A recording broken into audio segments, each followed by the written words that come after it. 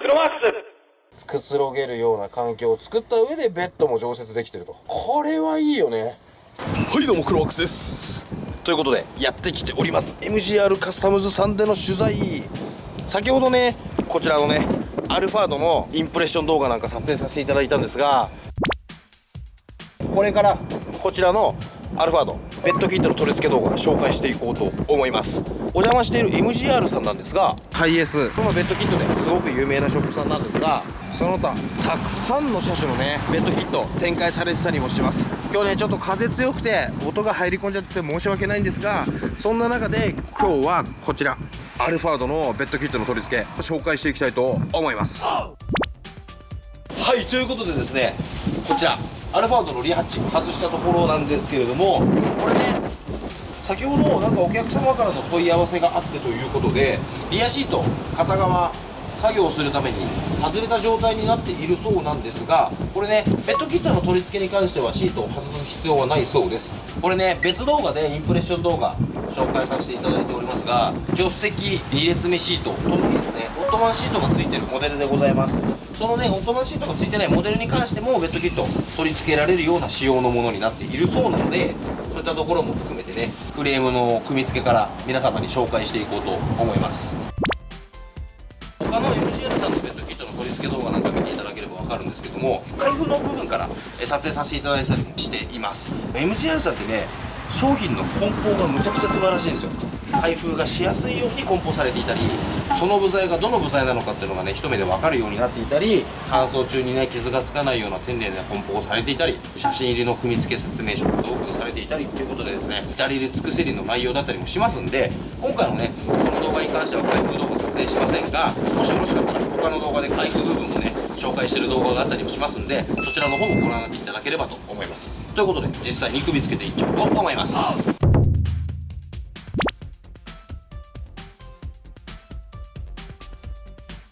今やってみたんだけどこれすげえ、ちょっと紹介しますね。たまたまシートがね別作業で外されていたような状況があったんで説明しやすいんでちょうど説明させてもらいますと、これ2枚のプレート入ってます。先にこちら側のプレートを差し込んで、その後にこちら側のプレートを差し込んで、ここにね切り欠きがあるんですけど、そこにガチッとはめると3列目のシートレール部分なんですけど抜けないしずれなくなるんですすげえこれでもう完全にレールの中にベッドフレームの部分が固定されるような、そんなイメージです。そうすると安定性が増すよっていうような2枚構造で、このレール部分に固定ができる部材がもうすでに開発されているっていう。だって抜けないもんね、これすげえ。こういったところアルファードね作るの大変だったっていうお話を伺ったんですが、そういうことですね。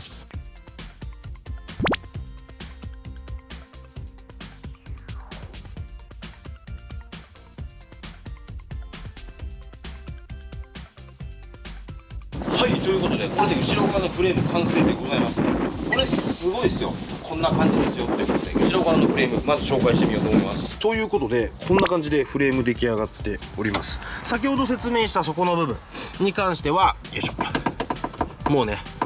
動かずに固定されているような状況がある中で、ここはねもうすでに乗っけてあるだけの状態なんで動く状態なんですが、それがね左右縦に続くフレームとして出来上がっていて、それをこの横バー2本でつなげていると。こういった形で自転車のねサドル止める時みたいにこういった形でクイッと挟み込むことによってね簡単にネジが固定できるようなものがついてます。でねこの真ん中4箇所についているこのネジに関してはこれよりも前に来るフレームに使う部分だということで、もう実際にね取り付けていただいてあるんですが、後ろ側のフレームが出来上がりました。前側にもベッドが展開されていくということなので、そちらを組んでいってしまおうと思います。このグレードに関しては2列目がオットマンついているグレードが高いやつなんですよ。なんでそのオットマンをどうかわしてベッドができるのかっていうところがすごく気になるところだったりもしますんで、そのあたりも含めて実際に組み付けていこうと思います。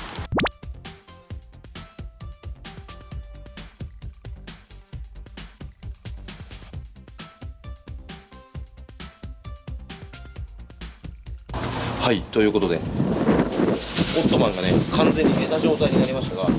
この上にフレームが来てベッドができるらしいということなんで、前側のフレームをどんどん組み付けていってしまおうと思います。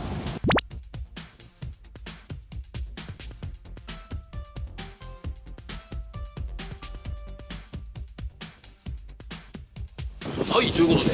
前側もサクサクっと出来上がってしまいました。これ結構すごいよっていうことなんで、出来上がったフレーム紹介していこうと思います。はい、ということで後ろから見た感じはこんな感じ。この字型にねなってるところ、後ろ側のフレームにかけてネジ止めされていてっていうんで4本前に伸びてます。前側はというとこういった形でですね、MGR さんのロゴが入ったゴムマットの上から足がヒュンと伸びて、反対側も同じように足が伸びていてフレームが出来上がってるという感じですね。でこの左右のフレーム、足4本で独立して、取り外すこともできるんですが、その左右のフレームをつなげているのがこれ。反対側から見た方が見やすいかな。はい、ということでここに切り欠きがあるのが分かると思いますが、このプレートをサクッと差し込んでですね、左右のフレームを連結しているという感じでございます。スライドドア側から見るとフレームはこんな感じ。ここの上に天板ベッドを置いて展開されていくっていうような形になるんですが、 MGR さんのフレームね、すごいところはこういったゴムマットを引いてこのね樹脂部分傷つけてしまわないようにだったりとか、これ見ていただければ分かるんですけど、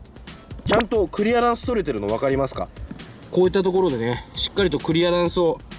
取れるように作ってあることによって、フレームがね設計段階で内装のトリムに接触することがないようにフレーム設計がされているそうなんです。でこの上でねベッドを展開して車中泊をするなんていうことを想定された時に、このベッド下にできるだけいろんなものを収納したいっていう風に考える方って多いそうなんですけども、車中泊をすることを考えたらこのベッドの上に自分が座ったり寝転んだりしながら居住するスペースしっかりと確保するために、 MGR さんがフレームを開発する際はこれ見てください。このクリアランス、決してね接触することがない高さにしておきながらも、しっかりとですねその車種そのグレードに応じてギリギリまで追い込んで、できるだけ低くベッドが設定できるようにということで開発を進められているそうです。やっぱり居住性が阻害されるような形のベッドよりもなるべく低く設定して乗り降りがしやすくて居住性も確保できる低い位置にベッドを作った方がいいですよっていうようなこともアドバイスされたりもしてるそうなんです。はい、ということで実際にねフレーム組み上がってフレームのすごいところなど皆さんにね紹介させていただいたりもしたんでですね、どんどん天板ベッド部分を取り付けていってしまおうと思います。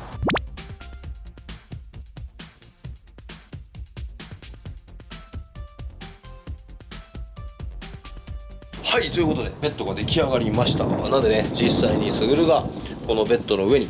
寝転がってみようと思います。はい、ということで風強いですね実際に寝転んでみました。さすがアルファード、幅がありますよね。これ実際アルファードってハイエースのワイドと数センチしか違わないぐらいやっぱ幅が広い乗り物なんですよ。片側に寝てこちら側に余裕がある状態でも全然広く取れるんで、これね全然2人就寝可能なスペース確保できてますね。オットマンシートがね座面が高いので頭が窮屈に感じてしまうところはありますが、グレードによってはアルファードもオットマンシートじゃないものも存在するので、そういったグレードのものであればベッドキットはもう少し低く取り付けができるベッドキットも存在するようです。はい、ということでベッドキットこんな感じでございます。これね MGR さんほんとすげえなって思うのが、内張りのこういうところ隙間なくぴったりと収まるように R 加工がしっかりされたベッド、隙間なくはめ込まれているような状況でございます。オットマンがついているアルファードだとこの高さがねギリギリ限界低い位置だっていうことだったんですが、それでもドリンクホルダーだったり小物入れっていうのはそのまま生きて使えるような高さにベッドが来ているっていう状況ですね。スライドドア側から見るとこんな感じ。この位置から見ていただければ分かると思います。オットマンのシートのねこの肘掛けの部分がどうしてもここにあるんで、もうこれ以上低い位置にねベッドを作ることはできないそうです。運転席側から見るとこんな感じでね、実際に、これお一人様車中泊、アルファードでお一人様車中泊ってこんな贅沢極まりないことはないんですけど、する場合に関してはこれオットマンのシートそれぞれ展開することが可能になっているので、今回はねちょっとね助手席側にしてみようかな。助手席側のシート展開した状態でですね、お一人様ベッドと棚みたいな感じでね、設営したレイアウトも皆様にご紹介してみようと思います。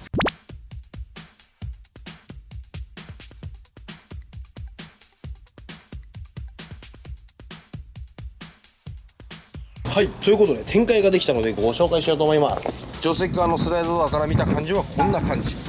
オットマンに座らせていただいてるんですが、むちゃくちゃいい感じ。